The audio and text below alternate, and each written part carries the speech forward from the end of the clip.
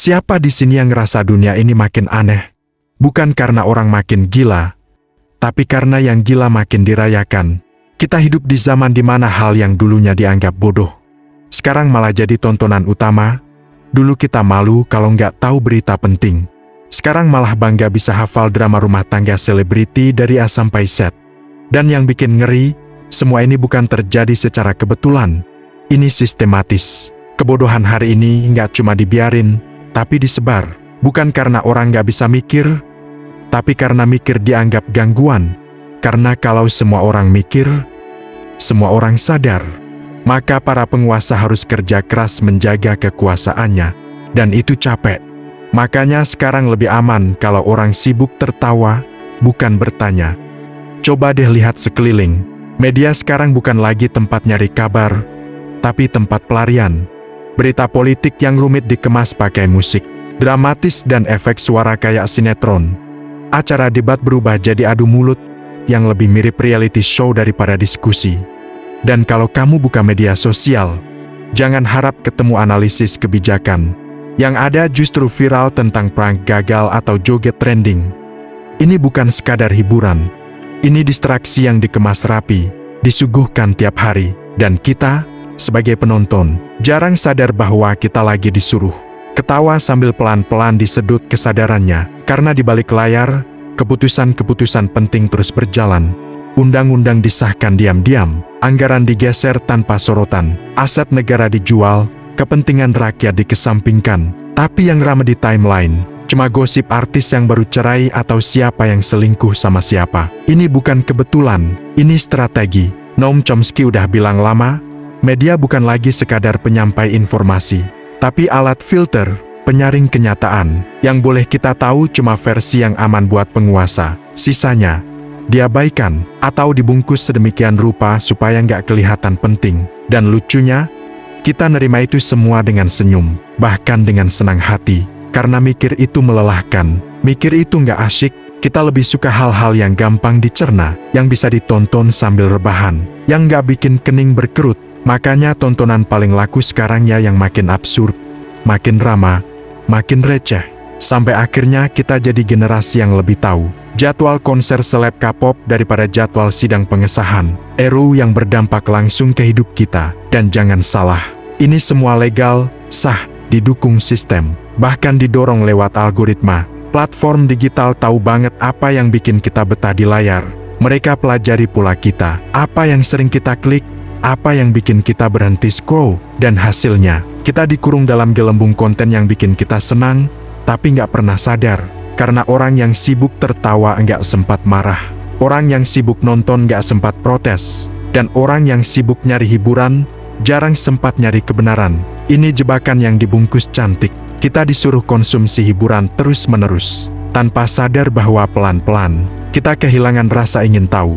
Kita jadi apatis. Kita lebih takut ketinggalan tren daripada ketinggalan pemahaman soal hak kita sendiri sebagai warga negara. Dan yang paling tragis, kita mulai menganggap semua ini wajar.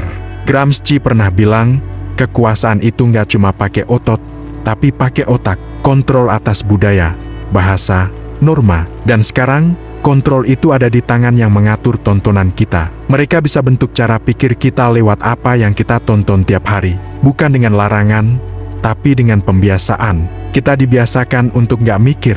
Sekolah mahal, buku berat, diskusi dianggap ribet. Tapi tontonan dangkal bisa diakses kapan aja, di mana aja, bahkan gratis. Edukasi jadi barang langka, tapi drama jadi santapan utama. Dan makin hari, kita makin sulit bedain mana kenyataan, mana rekayasa, karena semuanya dikemas serupa. Neil Postman udah bilang, masyarakat yang terlalu terhibur bakal kehilangan kemampuan untuk berpikir. Dan kita udah sampai di titik itu. Kita bukan kekurangan informasi, kita kelebihan distraksi. Foucault juga pernah bilang, kekuasaan yang paling efektif adalah yang bikin orang percaya bahwa sistem itu normal, bahwa hidup tanpa pertanyaan itu aman. Dan sekarang kita hidup dalam sistem yang bikin kita nyaman untuk nggak peduli. Karena kalau peduli, harus mikir. Dan mikir itu sakit. Sakit karena bikin kita sadar betapa banyak yang salah. Betapa banyak yang kita abaikan. Jadi daripada sakit, kita pilih nyaman dan diam.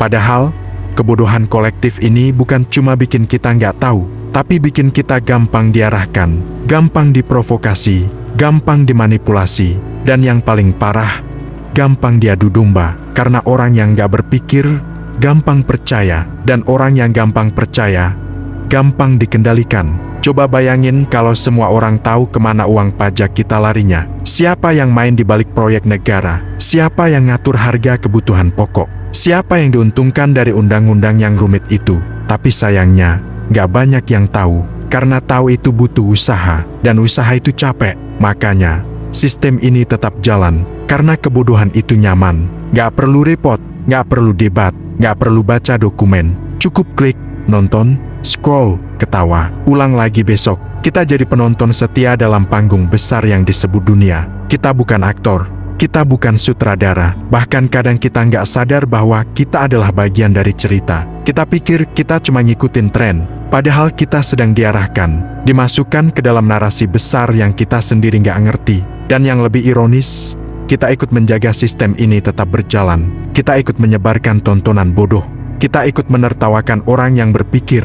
Kita ikut mencemooh mereka yang berusaha ngajak diskusi. Karena buat kita, mikir itu terlalu serius, nggak asyik, nggak keren. Padahal justru di situ letak bahayanya. Karena saat semua orang berhenti berpikir, maka kekuasaan bisa melakukan apa saja. Hannah Arendt pernah bilang, totalitarianisme itu bukan berdiri karena penindasan, tapi karena orang-orang berhenti berpikir.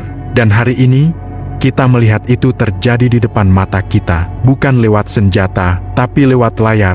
Sekarang, pertanyaannya sederhana. Kita mau terus jadi penonton, atau mulai belajar jadi penanya? Kita mau terus dibodohi secara legal, atau mulai sadar bahwa hiburan yang berlebihan adalah bentuk pengendalian yang paling halus? Karena revolusi nggak selalu datang dari kemarahan. Kadang cukup dari satu kesadaran bahwa kita selama ini sedang ditonton juga. Dan yang lebih menakutkan dari kebodohan adalah saat kita mulai merasa bangga dengannya.